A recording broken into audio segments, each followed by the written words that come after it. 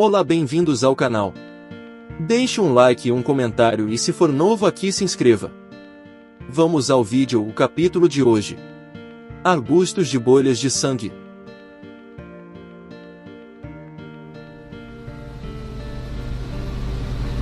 O mangá começa em uma estrada nas montanhas. Um casal está andando de carro em alta velocidade.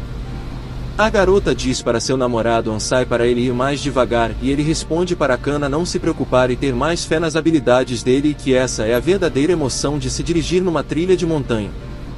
Algo atinge o vidro do carro que faz Ansai perder o controle e bater em uma árvore. Depois dos dois verem se estão bem, vão ver o que os fez sair da estrada. Ansai diz que o que tem no vidro parece sangue. Kana então responde que se for sangue eles devem ter batido em um pássaro, mas ela se pergunta se apenas um pássaro espalharia tanto sangue assim.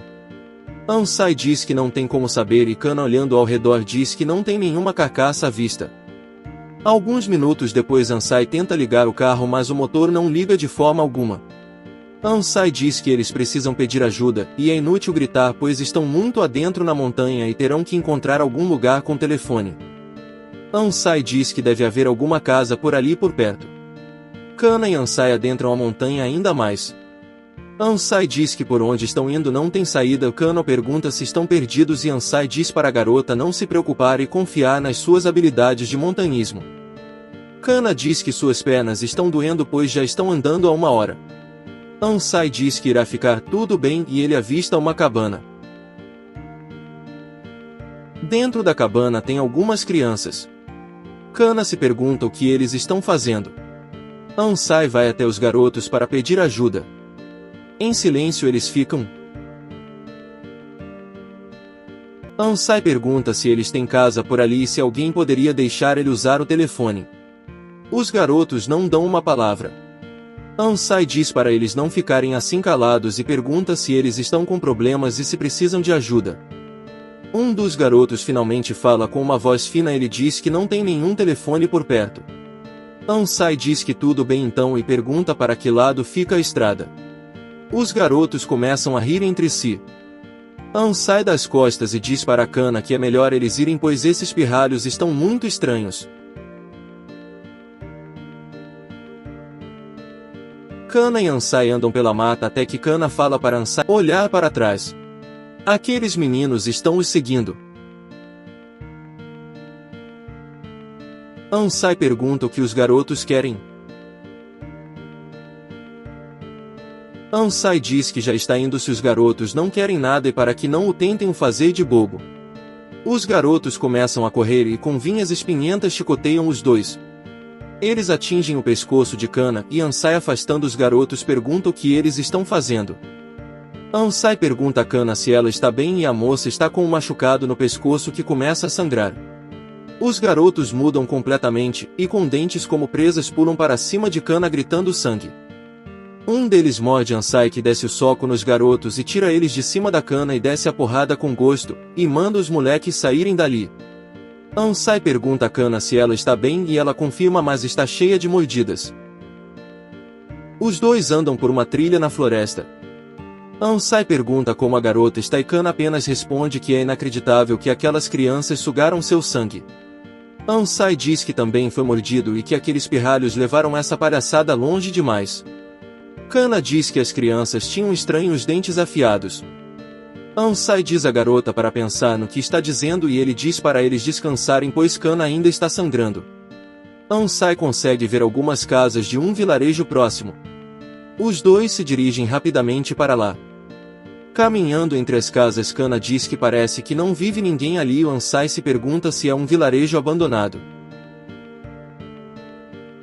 Kana encontra estranhas marcas na parede e pergunta a Ansai o que é. Ela pergunta se ele não acha que é sangue. Ansai fica sem resposta e os dois continuam o caminho. Mais à frente encontram uma poça. Kana diz que parece ser sangue fresco. Ansai com um galho mexe na poça por ter algo no meio, e ele diz que parece um pedaço de pele. Ansai diz que tem uma trilha de sangue e começa a segui-la. Kana pergunta o que ele está fazendo e diz para eles pararem ali, mas Ansai responde que ela não precisa ter medo e que pode ser de alguém machucado. Os dois seguem a trilha de sangue por entre as casas até que chegam até uma porta. Kana pergunta o que Ansai vai fazer e o rapaz vai em direção da porta e gira a maçaneta, porém a porta está trancada e ele bate perguntando se tem alguém ali. Kana diz para eles voltarem e quando estão saindo lentamente a porta abre. Um homem abre a porta. Ansai explica sobre seu acidente e pergunta se o homem tem algum telefone. O homem diz que não tem telefone e pergunta o que causou as feridas de Kana. Ansai diz que foi umas crianças que os morderam. O homem diz aqueles pirralhos de novo. Ansai pergunta se ele os conhece e o homem diz que sim, mas antes de falar qualquer coisa os ferimentos de Kana precisam ser tratados. Ansai pergunta se as crianças são do vilarejo e o homem responde que não e ele é a única pessoa que vive ali e não tem ideia de onde aquelas crianças vêm e que elas costumavam ir até o vilarejo e que são um bando de moleques problemáticos. Finalmente ele termina de pôr os curativos de Kana. Ansai diz que isso não resolve o problema já que sem um telefone eles estão presos ali. O homem diz que já está anoitecendo e os convida para passar a noite ali. Mais tarde o homem serve o jantar para Ansai e Kana. Ele se desculpa por só ter comida enlatada. Ansai pergunta se ele não vai jantar e o homem responde que já comeu mais cedo. Ansai pergunta se o homem mora ali há muito tempo e o homem responde que não e que se mudou há poucos anos e esse lugar já estava abandonado quando ele se mudou. Ansai pergunta por que ele resolveu morar ali e o homem diz que teve certos problemas emocionais e acabou tomando essa decisão. O homem diz a Ansai que a namorada dele não fala muito. Ansai brinca dizendo que ela é uma daquelas pessoas introvertidas e pessimistas. Servindo uma bebida o homem diz que Kana lembra uma pessoa. O Ansai pergunta que tipo de pessoa. O homem diz que ela lembra a pessoa mais importante da vida dele, mas falar dela o deixa triste. O homem se desculpa pois não queria falar sobre isso, mas não pode evitar as lembranças desde que viu a Kana pela primeira vez. O homem diz que sente muito, e para eles encararem isso como uma forma de confortar um homem solitário e que ele vai contar a história dela. É uma história triste e bizarra. O homem começa a contar que a mulher que se apaixonou era uma mulher solitária. Ele conta que ela dizia que todos a evitavam porque a odiavam, então sempre estava sozinha. E dizia que ele faria o mesmo como os outros e com o tempo vai me deixar. Era o que ela adorava repetir. O homem continua contando que sempre respondeu para ela em vez de dizer que os outros a abandonaram, ela deveria admitir que os evita até irem embora e é por isso que ela vive sozinha.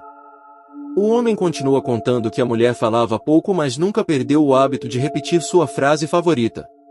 Então, com o passar do tempo, o homem conta que percebeu uma cicatriz em seu pulso e percebendo o olhar do homem ela disse que espera que seu sangue possa deixar também. A mulher olhando para seu pulso diz como seu sangue flui para fora de seu corpo, e diz que ele também quer evitar e que até seu sangue odeia e quer evitar. A mulher conta que percebeu quando teve uma hemorragia nasal o seu próprio sangue a despreza. O homem conta que percebeu que tinha que vigiar sua amada. Porém o que ele mais temia aconteceu. O homem conta que felizmente o corte era superficial e conseguiu detê-la no último instante. Mas ele se desesperou e parou o sangue com a boca. O homem a diz para nunca mais pensar em fazer algo assim e que ele a ama e não suportaria perder ela. Chorando, a mulher diz que também o ama e o abraça. O homem conta que não muito tempo depois algo estranho começou a acontecer. Acreditando que o sangue dela realmente queria deixar ela, o homem viu pela primeira vez na escuridão do quarto dela. Algo estranho crescia da ferida que ela havia aberto em seu pescoço. Algo que lembrava galhos de árvore com pontas em que se formavam coisas semelhantes a bolas, os troncos eram como veias e as pontas eram como frutos cheios de sangue.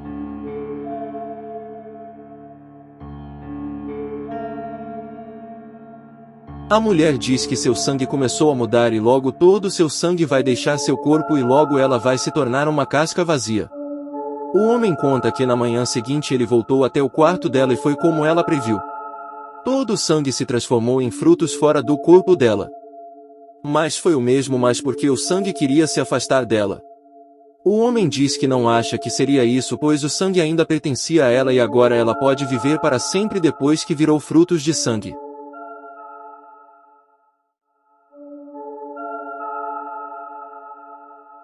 Mais tarde Ansai acorda no meio da noite em pensamento. Ele diz que deve ter caído no sono ouvindo aquela história. Ansai olha para o lado e não encontra a Kana e se pergunta onde ela foi. Ele levanta para procurar a garota. Ansai diz que sua cabeça está girando e devia ter alguma coisa na bebida. Ansai encontra Kana e o homem, que morde o pescoço de Kana onde estava seu ferimento. Ansai se pergunta se ele ainda está sonhando. O homem começa a andar com a Kana. Ansai vai atrás dos dois, mas se sente mal e acaba caindo. Ansai vê um rastro de sangue e se pergunta se é o sangue de Kana, mas ele percebe que é como o rastro de sangue que eles acharam de manhã. Ansai segue o rastro e encontra uma sala. Várias árvores com estranhos frutos carmesim. Ansai se pergunta o que é isso. Atrás dele o homem responde que isso é a namorada dele e foi nisso que ela se tornou. O homem diz que quando ele chegou a esse vilarejo abandonado ele vagava por aí com frutos de sangue. Naquela época ele diz que tinha o desejo de enterrar os frutos no chão. Ele diz que não demorou muito para os frutos brotarem e frutificarem como uma árvore. Pegando um dos frutos o homem diz que está quente como se ela estivesse viva. Ele diz que a trilha de sangue que eles encontraram cedo deve ter sido de algum dos frutos que caiu, como sua namorada gostava de dizer que é seu sangue se afastando dela. O homem diz que não deseja nenhum desses frutos fora desse lugar, já que os pirralhos viciados em sangue iriam beber. Ansai pergunta onde está a Kana. O homem fica em silêncio. Ansai mais uma vez pergunta o que ele fez com a Kana e onde ela está. O homem olha para Ansai e calmamente diz que não sabe do que ele está falando e a Kana está dormindo no mesmo quarto que ele, e que Ansai deve estar sonhando. Ansai se pergunta se ele poderia ter sonhado com tudo até agora. O homem saindo da sala diz que vai dormir e que Ansai deveria voltar para a cama também e para não se preocupar porque ele ajudar a procurar um telefone pela manhã. Ansai está no chão se perguntando o que terá acontecido. Uma voz fraca e fina pede por socorro por entre os frutos de sangue.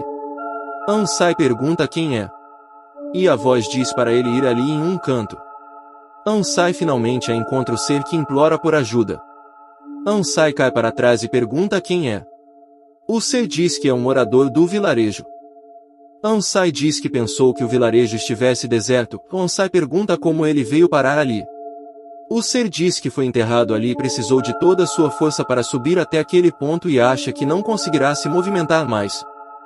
O ser continua dizendo que viu um jovem escapar dali ontem. O ser se pergunta qual a utilidade de fugir, já que vão virar uma árvore de sangue. Ansai pergunta quem fez isso.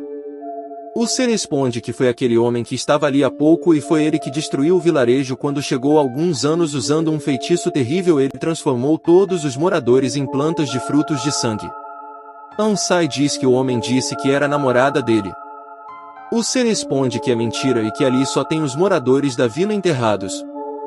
O ser diz que aquele homem quer ter o próprio pomar de sangue e que o homem sofre da síndrome de Renfield e depende dessas bolhas de sangue para sobreviver, e logo todos os moradores se tornaram árvores de sangue e é por isso que ele continua procurando por novas vítimas para continuar cultivando seus frutos de sangue. O ser diz para Ansai tomar cuidado com o feitiço desse homem. Ansai pergunta como ele faz esse feitiço.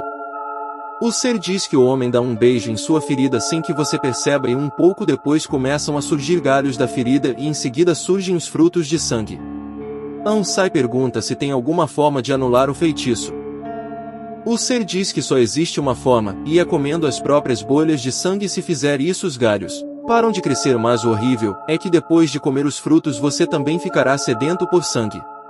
O ser diz que alguns moradores e a maioria das crianças comeram os próprios frutos e se tornaram sedentos por sangue. O ser diz que até mesmo seu filho também comeu os próprios frutos e ele se recusou a fazer isso e acabou preso ali. Ansai levanta e diz que isso só pode ser um sonho. Enquanto ele se afasta, o ser pede por ajuda. Ansai sobe as escadas e olha pela janela e vê que o sol já está nascendo. Ele vai até o quarto à procura de Kana. A garota está sentada na cama. Ansai pergunta se ela está bem e se sente algo diferente. Kana responde que está bem, mas sente um pouco estranha e diz que aquele homem deve ter drogados com aquela bebida. Ansai a chama para irem embora dali. Eles vão até a porta e Ansai percebe que está trancada. O homem atrás deles diz que essa é a única saída. E diz que seria complicado se eles dois fugissem e que eles são dois convidados importantes. Ele aponta para Kana e diz para Ansai olhar o pescoço dela e ver como é lindo. São frutos lindos como rubis. Ansai manda o homem calar a boca e o manda abrir a porta. Com um sorrisinho o homem diz que se ele quiser ele pode abrir, mas julgando pela situação ele não poderá fazer nada, já que graças à bebida de ontem ele não terá força suficiente. Ansai bate na porta tentando a forçar, mas não consegue muito. De repente um machado atravessa a porta. Ansai e Kana se afastam. São os moleques de antes que entram correndo gritando que tem um cheiro forte de sangue vindo da parte de cima.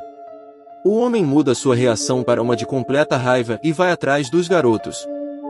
Ansai diz a Kana que essa é a chance deles e os dois saem da casa sem olhar para trás.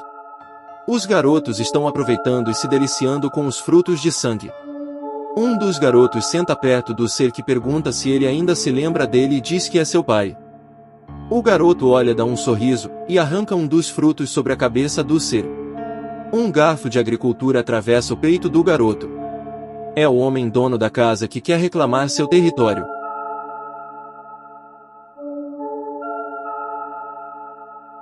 Longe dali Ansai e Kana correm para a floresta. Kana diz que não consegue mais andar e para eles descansarem um pouco. Ansai diz para eles descansarem um pouco só. Ansai diz que já andaram muito e Kana pergunta se estão seguros. Ansai responde que sim, mas seu corpo congela ao ver o pescoço de Kana. A garota pergunta o que houve e Ansai diz que não é nada. Kana se pergunta por que ela está tão cansada. Ansai olha sua mão e percebe que tem frutos de sangue crescendo e diz que também foi enfeitiçado pelo homem. Ansai ouve Kana dizer que algo é bom e quando olha a garota está comendo um dos frutos que cresceu em seu pescoço. Finalizando aqui o capítulo. Obrigado por assistir.